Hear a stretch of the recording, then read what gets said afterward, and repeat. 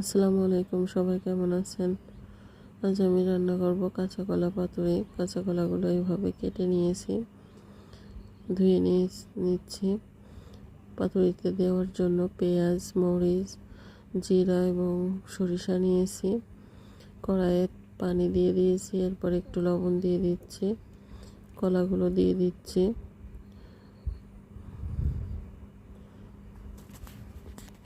এরপরে মশলাটা বেটে নিয়েছিলাম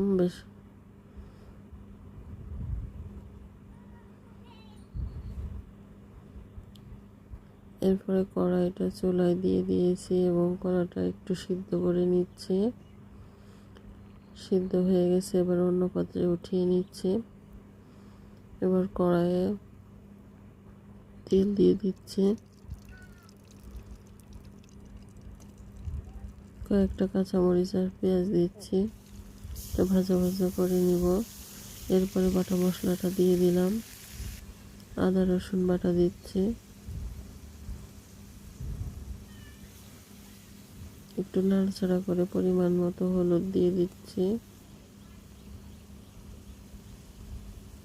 শুকনো মরিচের গুঁড়া দিয়ে দিচ্ছি। এরপরে পরিমাণ মতো লবণ দিয়ে দিলাম। লবণ দিয়ে আমি কলাটা সিদ্ধ করেছিলাম, সেহেতু অল্প লবণ দিয়েছি। এরপরে কলাটা দিয়ে দিচ্ছি এবং ভালোভাবে মশলাটার সাথে কষিয়ে নিচ্ছি। এরপরে পরিমাণ মতো পানি দিয়ে দিলাম।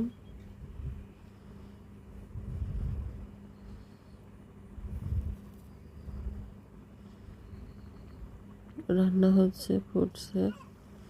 এরপরে প্রায় কলার ঝোলটা শুকিয়ে এসেছে, শুকনো শুকনো করে রান্না করতে হবে। রান্না হয়ে গেছে, অন্য পাত্রে উঠিয়ে নিয়েছি।